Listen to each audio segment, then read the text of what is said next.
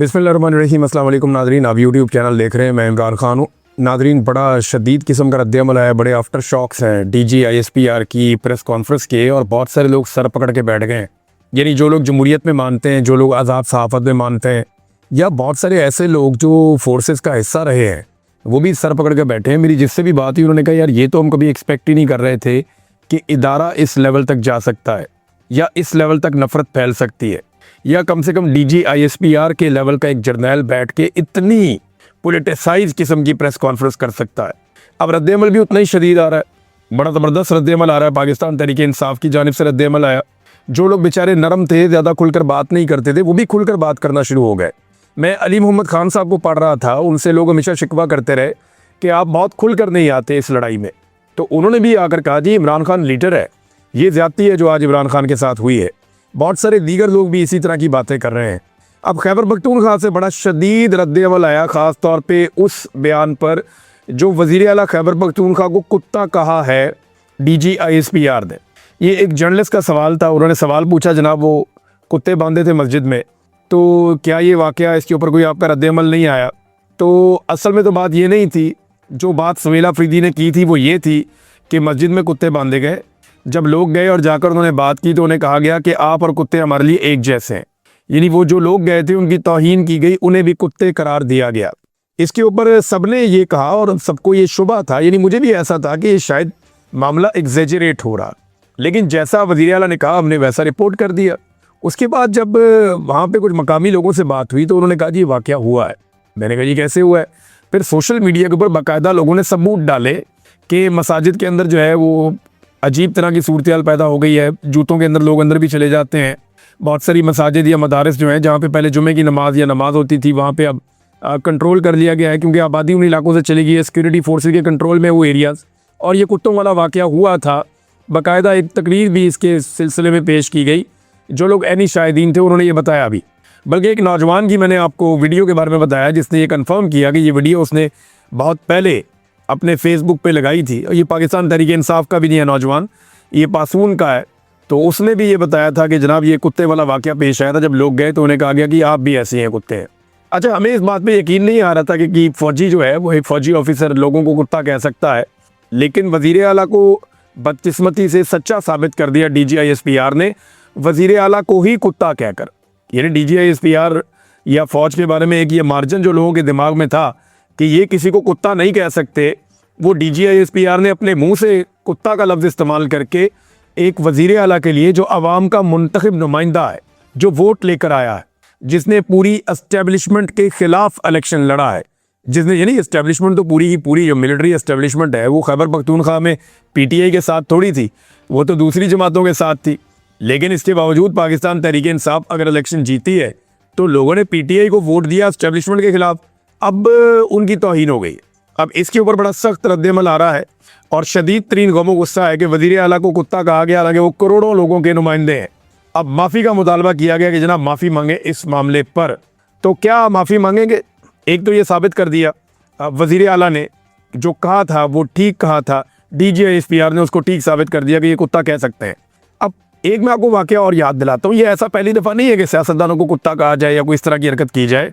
ये जब जनरल अयूब खान के दौर में मादर मिल्लत फ़ातिमा जिन्ना ने जब चैलेंज किया अयूब खान को और उनके ख़िलाफ़ इलेक्शन लड़ने के लिए आई, तो फ़ातिमा जिन्ना साहिबा की बहुत ज़्यादा सपोर्ट थी, लेकिन क्योंकि उस वक्त जो मुल्क का कंट्रोल था वो अयूब खान के पास था, तो जनाब अयूब खान ने बड़े घटिया इल्ज़ामात लगाए फ़ातिमा जिन्ना पे, उनके ऊपर बड़ी गंद उछाला और उनके बारे में अखबारात में TV में बड़ी नेगेटिव रिपोर्टिंग करवाई।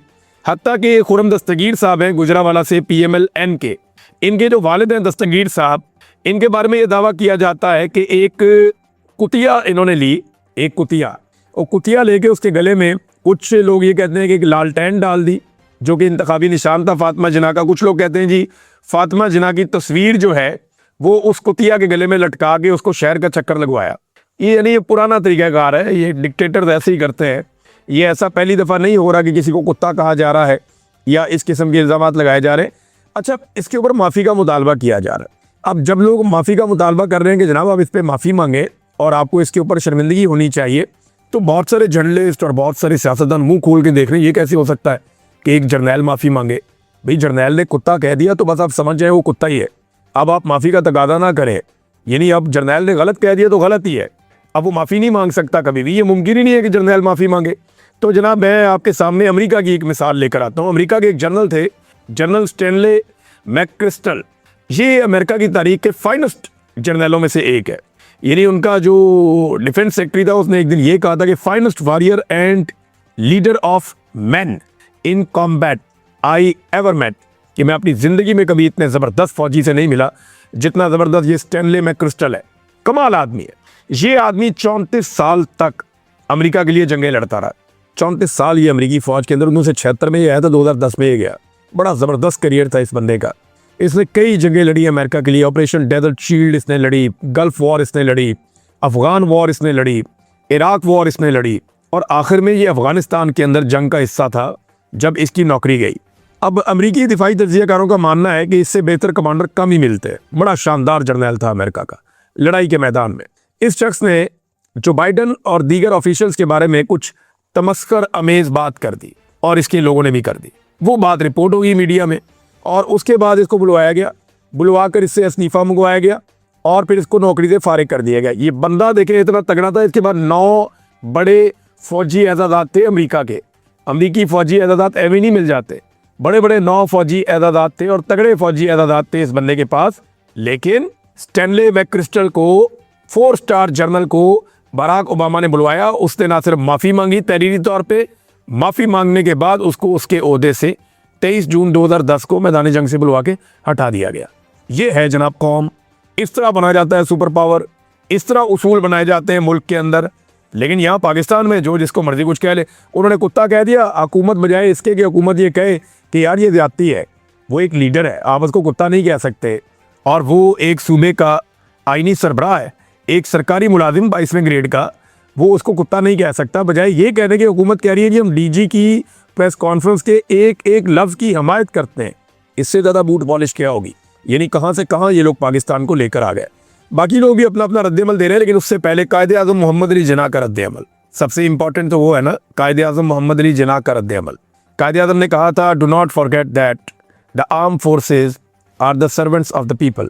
ये मत भूलना कि मुसल्लह अफवाज लोगों के मुलाजिम हैं।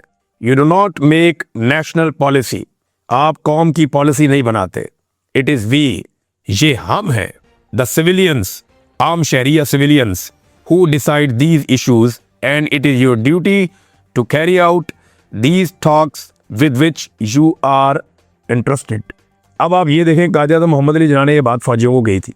उन्होंने कहा था जनाब पॉलिसी हम बनाएंगे, तुम नहीं बनाओगे, तुम अवाम के मुलाजिम हो, और हम सिविलियंस हमेशा पॉलिसी बनाएंगे, तुम पॉलिसी नहीं बनाओगे। पाकिस्तान में लड़ाई यहाँ फंसी हुई है कि एक तरफ के लोग ये कहते हैं, यानी एस्टेब्लिशमेंट और हुकूमत, कि पाकिस्तान तहरीक-ए-इंसाफ सोशल मीडिया के ऊपर जो आसिम मुनीर और उनके साथियों के खिलाफ जो तनकीद करती है, वो तनकीद बंद होनी चाहिए। वो कहते हैं जी प्रोपेगेंडा है, ये बंद होना चाहिए। बहुत सारी ऐसी चीज़ें मैं भी सारा दिन में देखता हूँ जो नहीं होनी चाहिए। मैंने कई दफ़ा हर जगह जाता हूँ, लोगों को कहता हूँ कि गाली का जवाब गाली से नहीं देना, और जालिम को जो है वो आईना दिखाना ज़रूरी होता है। ये गालम गलोच से कोई फ़ायदा नहीं होता, बल्कि इससे ये होता है कि आपके नैरेटिव को नुकसान होता है। ये जो लोग भी ये करते हैं, ये उल्टा नुकसान पहुँचाते हैं। बहरहाल दूसरी तरफ तहरीक इंसाफ ये कहती है कि जो जुल्म और जबर का सिलसिला है वो बंद किया जाए। यहाँ पे दोनों के सींग फंसे हुए हैं। यानी पीटीआई ये कहती है कि आप जुल्म और जबर बंद करें, हम तनकीद बंद कर देंगे। हुकूमत और एस्टेब्लिशमेंट ये कहती है नहीं जी, आप आसिम मुनीर और उनके साथियों में तनकीद बंद करें, फिर हम आपके साथ बैठेंगे, बात करेंगे। यहाँ पे इनके सींग फंसे हुए हैं। अब अगर पीटीआई के सोशल मीडिया को आप साथ रख देना, तो मैं एक चीज़ आपको बड़ी क्लियरली बता देता हूँ कि इस वक्त पाकिस्तान में जो मौजूदा रजीम है, इसमें सबसे ज़्यादा ताकतवर तो आसिम मुनीर साहब है। आसिम मुनीर के बारे में इस वक्त जो सबसे सख्त पाकिस्तान में मौक़िफ़ है पाकिस्तान तहरीक-ए-इंसाफ के अंदर, वो इमरान खान साहब का है। ये आप क्लियर कर लें कि कोई शख्स भी इमरान खान साहब के मौक़िफ़ के आद तक भी नहीं पहुंच सका जो इमरान खान साहब जेल से बैठकर बात करते हैं। ये तहरीक-ए-इंसाफ की कहानी। सोशल मीडिया के वो अकाउंट्स जो नोन लोग हैं, जिन्हें लोग जानते हैं और जिनका ताल्लुक पाकिस्तान तहरीक-ए-इंसाफ से, जिन्हें पाकिस्तान तहरीक-ए-इंसाफ ओन करती है, वो भी जब तनकीद करते हैं आसिम मुनीर साहब के खिलाफ, तो वो इमरान खान साहब की तनकीद को ही आगे बढ़ाते हैं, या इमरान खान साहब जो नैरेटिव देते हैं वो उसी के ऊपर चलते हैं, या फिर वो जुल्म और जबर के खिलाफ रद्द-ए-अमल देते हैं। अच्छा, ये जो अननोन अकाउंट्स हैं, जिन्हें कोई नहीं जानता कि ये अब एक्चुअली कहाँ से ऑपरेट हो रहे हैं, कौन लोग हैं इनके पीछे, और वो बेचारों ने अपने आप को छुपाया भी बाज़ लोगों ने इसलिए हुआ है, इनमें कई बेचारे हैं, कई बड़े जालिम भी हैं जिन्होंने अपने आप को छुपाया हुआ, उन्होंने इसी वजह से छुपाया हुआ, और ये हर पॉलिटिकल पार्टी के अंदर है, ये PMLN के अंदर भी है, ये एस्टेब्लिशमेंट के साथ भी है। तो ये गंद है, ये उछाला जा रहा है।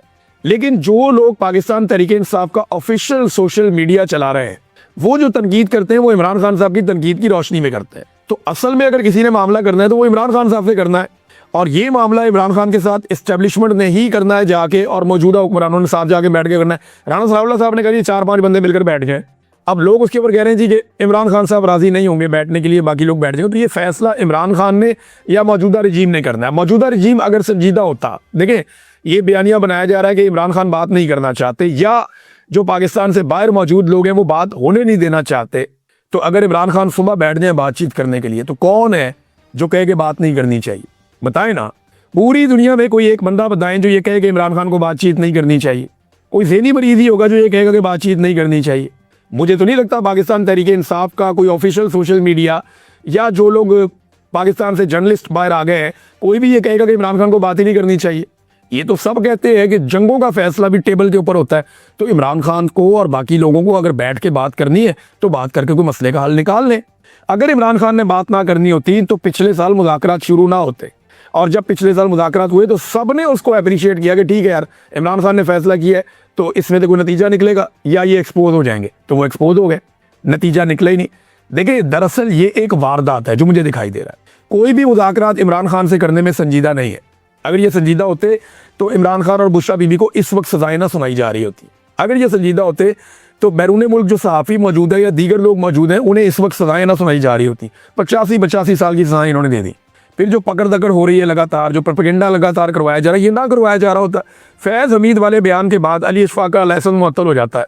फिर आप देखें ना इमरान खान साहब की कहते तन्हाई, इसको आप गौर करें। अगर मुखलिस होते मुज़ाकरात में तो इस वक्त इमरान खान की कम से कम अचकज़ई साहब से, बैरिस्टर गौर साहब से, अल्लामा राजा नासिर अब्बास साहब से, या ऐसे लोगों से मुलाकात करवा देते जिन लोगों के बारे में एस्टेब्लिशमेंट कम से कम ये समझती है कि मामला फहम लोग हैं, ये मामला आगे हल होने की तरफ जाएगा। लेकिन किसी की इस तरफ तवज्जो नहीं है, ना कोई ये करना चाहता है। मेरी दानिश में ये मेरा एनालिसिस है। ये सिर्फ कह रहे हैं कि मुज़ाकरात करना चाहते हैं और इमरान खान नहीं चाह रहा मुज़ाकरात करना, ऐसा नहीं है।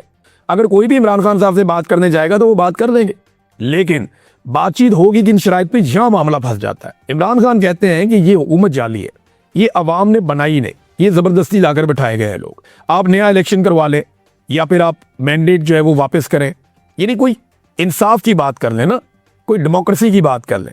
ये लोग कहते हैं नहीं खान साहब चुप करके बैठ जाए, कोई किसी किस्म की आपने सियासत नहीं करनी, कोई लड़ाई आपने नहीं करनी, आपके लिए हम रास्ते आसान कर देंगे, हुकूमत को इसकी मुद्दत पूरी करने दें। दूसरी कहानी ये है, अब यहाँ पे जो भी फैसला करना है वो इमरान खान ने करना है। बाहर बैठा हुआ कोई आदमी हो, X, Y, Z, कोई भी हो, किसी के पास ना ये इख्तियार है, ना कोई मेरे ख्याल में ये चाहेगा कि वो इमरान खान साहब को यहाँ से कोई रिमोट कंट्रोल से कंट्रोल कर ले। ये हो ही नहीं सकता। इमरान खान इनसे कंट्रोल, इमरान खान का सोशल मीडिया है, लोग इमरान खान को सपोर्ट करते हैं, लोग इमरान खान की बात सुनते हैं। अगर वो ये कहे कि मैं आज मुज़ाकरात शुरू करता हूँ और हम बैठे हैं पाकिस्तान के लिए, आओ बैठो, कोई रास्ता निकालते हैं, तो सबकी इज्जत बच जाएगी। लेकिन ये लोग ये चाहते नहीं है, ये इनका प्लान नहीं है। ये सिर्फ दिखा रहे हैं कि हम मुज़ाकरात करना चाहते हैं, लेकिन मुज़ाकरात में संजीदगी किसी की नहीं है। नाज़रीन, इमरान खान साहब के हवाले से एक चीज़ मैं आपको बताना चाहता हूँ, क्योंकि बात छिड़ी है तो मैं आपके सामने रख देता हूँ कि कभी आपने सोचा है बतौर पाकिस्तानी कि पाकिस्तानियों की अक्सरियत ने इमरान खान को वोट डाला। ज़्यादातर पाकिस्तानी इमरान खान को वज़ीर आज़म देखना चाहते हैं। उन्होंने इंतखाबी निशान के बगैर किसी का वोट उठा के वहाँ फेंक दिया, दूसरे का वहाँ, तीसरे का वहाँ, फिर भी निकल निकल के उन सब ने वोट डाला। इमरान खान साहब को 2/3 अक्सरियत लोगों ने दिलवाई, लेकिन पूरी आवाम ने जिसके साथ खड़े होकर दिखाया, पाकिस्तान के सरकारी मुलाजमीन की जुर्रत आप चेक करें कि अवाम की मर्जी और मंशा के खिलाफ 2.25